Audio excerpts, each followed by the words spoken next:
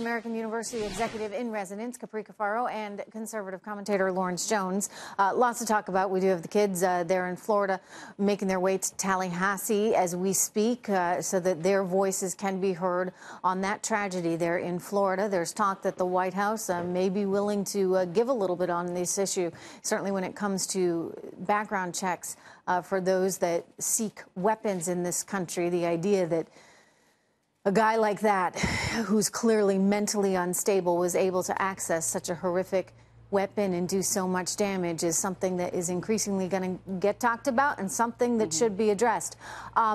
Again, market off 119. We got a lot of news to talk about, but I want to start first with the Russians and their influence on this election season and what they're trying to plan now. I mean, Capri, I should start by first saying I don't think that you can influence things big time by being out there on social media. I do think you can influence things on the margin.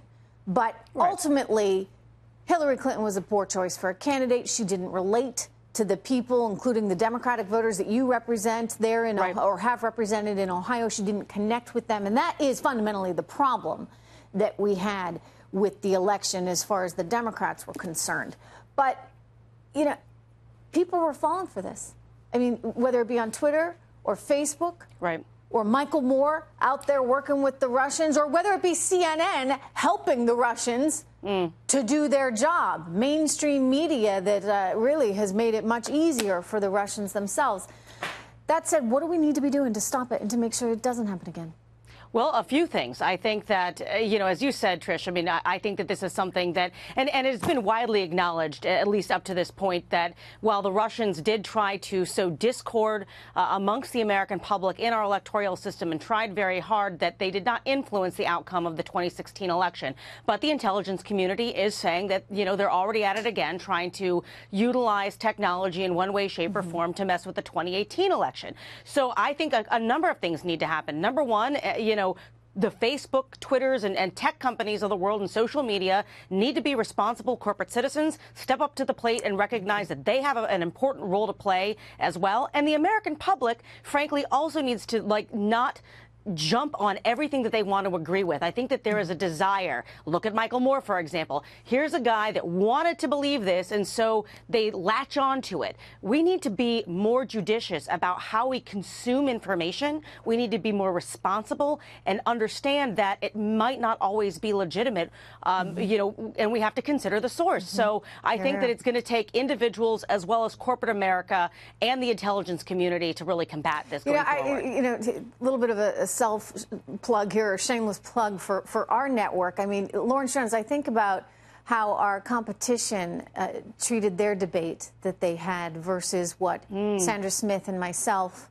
what we did, and what Maria Bartiromo and Neil Cavuto did. And I can tell you, we spent many hours together prepping our questions, all of us together, and really making sure that we were being fair. That was our priority, fair to every single candidate that came in front of us there at those initial debates. I cannot say the same for our competition. Those questions were very loaded. They, in some ways, they look like they could have been written by the Russians themselves. So I would, you know, only say, I say this because Capri is right.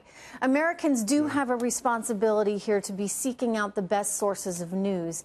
And if you're watching this show right now, I'll commend you for that. But I think that, you know, we need to be fair in all of these cases. And unfortunately, increasingly, the media simply is not, and they're doing the Russians lifting for them. Yeah, but, you know, the problem is, and I would like to piggyback on what you said, Trish, and that's why you guys got national praise, and because you put all the candidates on the hot seat and you really challenged them on their economic agenda and what they would do to make the climate for business better as well, and for us as the American people. But the media, although the voters have a duty to do their research on candidates as well as on these rallies. I went to a ton of rallies with the Tea Party, and I knew all the campaign organizers for all of those rallies. the American people have that right to do their due diligence, but the media also has a responsibility to give the American people the correct information. And it seemed like because they did take a side during this election, that they weren't able to vet these rallies, vet this information that was going out to the American people before it reached the American people.